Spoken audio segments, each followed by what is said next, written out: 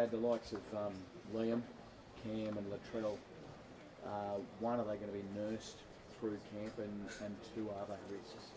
Yeah, they're risks, and also they have to be nursed because we've been communicating with the South Medical Department, and to get these blokes to next Wednesday, they can't do much on-field stuff, simple as that.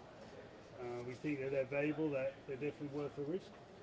And, if anything, at this stage of the year, I don't know how much on-field stuff we need, but we need to tidy up some other areas, and if we do that, we'll be competitive. Yeah, I've known you for a long time, but I didn't know you were a gambler. Well, I don't actually. I'm a non-gambler, so... well, the fact is we made limited changes, I think, points towards not gambling. I think Stefano's a good risk, and I've coached him for a long time, and I think he's got what it takes to go to the next level.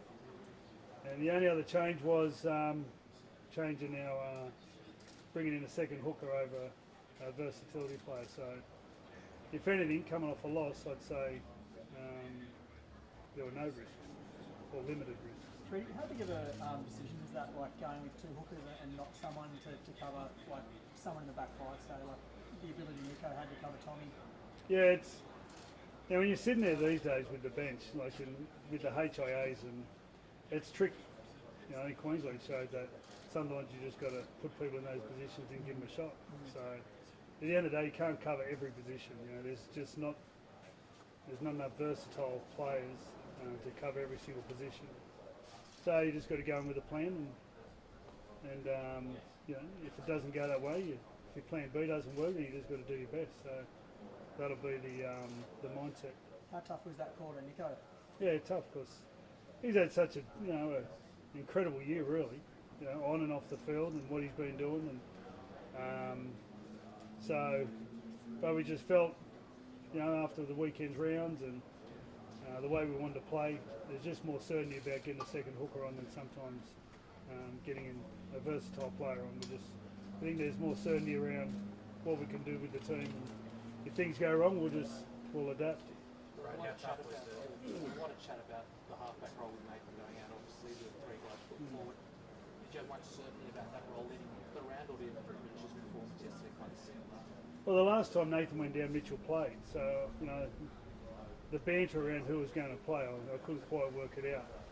So it makes you a lot more comfortable when you watch him yesterday and go and control the game and play a big part in why they won.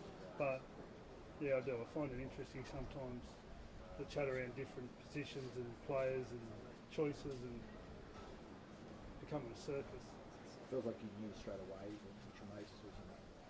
Yeah, I've always had confidence in Mitchell. Like I said, you still got to watch every game. The amount of players getting injured these days, and so it was important that we waited until yesterday afternoon. Went and watched the game. It was a great afternoon actually, and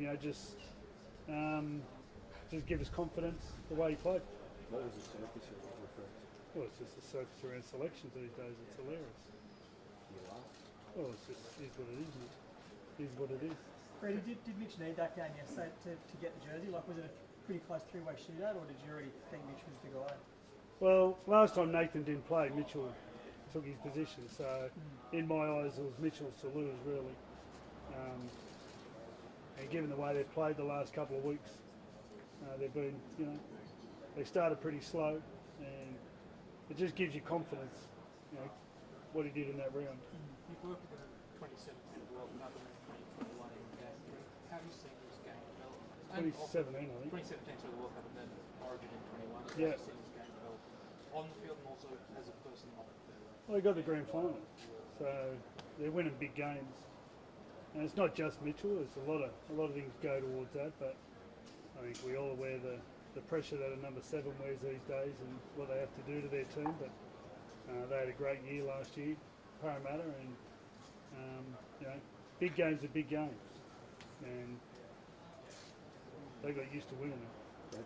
You're obviously down in the series, major personnel changes, go to Brisbane now. What position are you in to turn this around? In a position we've got to win.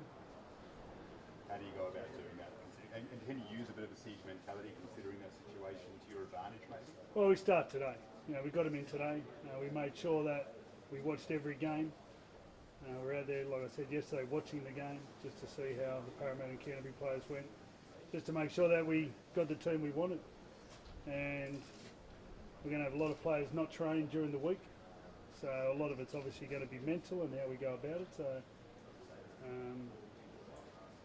I don't think it's been done before. Someone told me at the press conference after the game, so it's quite the challenge. And given that someone told me we're underdogs, which is, I'm not sure if that works for our favour or not, or who really cares, but yeah, it's always a good place to be, fight out of a corner. Mitchell talked about conceded basically that Nathan's been the best player in the game for maybe the last 4 years. Mitchell's a different player. What does he bring to your team that's different, and how will you have to coach that team differently? Well, he's not that different, I don't think. Like when you watch Nathan at Penrith, he's the dominant voice, and when you watch Mitchell at Parramatta, he's also the dominant voice. So, obviously Jerome and Mitchell are going to have to, find a combination and I suppose expedite the way they work together. But, if everyone does their job, then they'll be the dominant voice, and we're in a position to score tries, and hopefully they can come up with a point. Brad, in your chats with Latrell, has he assured you he's going to be okay? Well, he assured me he's all right today. He trained this morning at South Sydney. Like I said, we've been working very closely with South Sydney, and we're looking for Sunday, I think. Well, I don't think we're looking for Sunday for them to train full time. So, given where Latrell sits in our plans, he'll be given every chance. And that includes Cameron as well, and I guess Liam as well Sunday, right? Look, Liam's different. Liam can do some sort of training today, which we're not really doing any training. But I think contact's the big thing with Liam, so he won't be doing any contact, I'd say, leading into the game. Is that something you're concerned about anyway? No, not really. The way he did it, the injury, it was maybe he doesn't need contact for a while. Too much enthusiasm. He can wind it back. Just keep it for Wednesday, so we don't want to use it all up. Do you think players at this time of year need any contacts, given obviously they've been playing so many games? No, not really. You do need a little reminder, and most teams do it every week, just even if it's just for a couple of minutes. But you're right.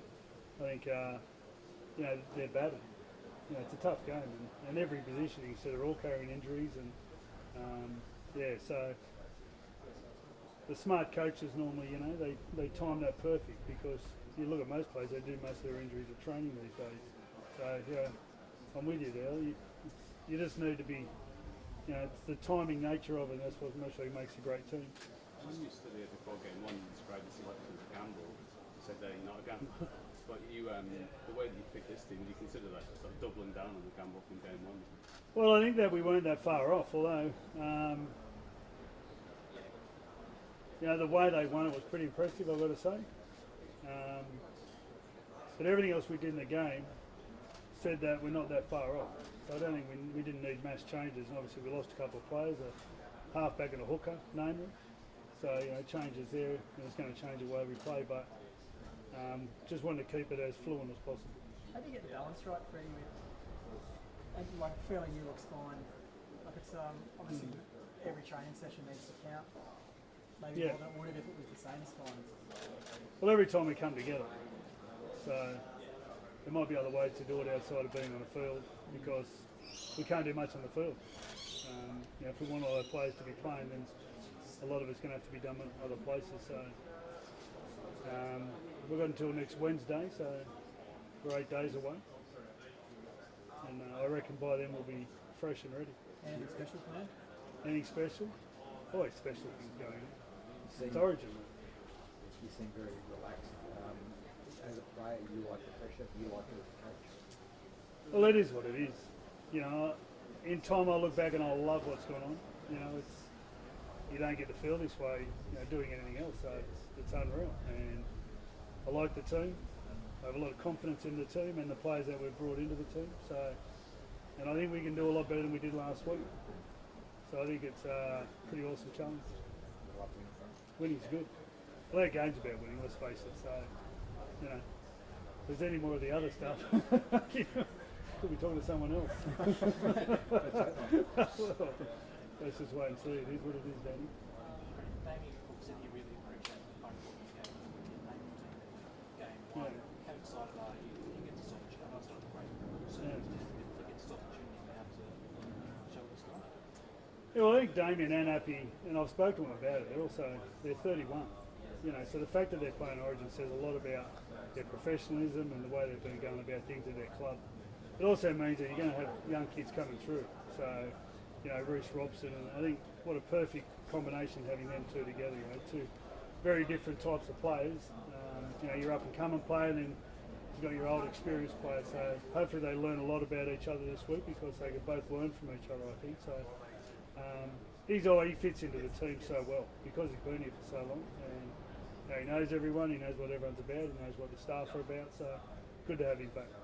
There's a lot of chat about the way you used your interchanges in game one. It seems that the team you picked this time seems a lot more structured with the two hookers and the middle rotation. Did we use him right or wrong?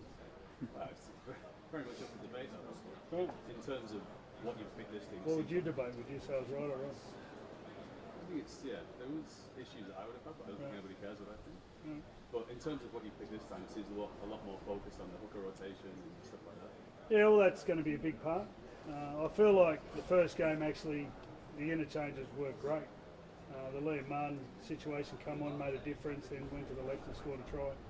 So I think everything that worked around there, and then the other blokes all just pushed through the middle really, and then we had the concussion late. So, you know, I couldn't fault our staff and our plan at all on game one.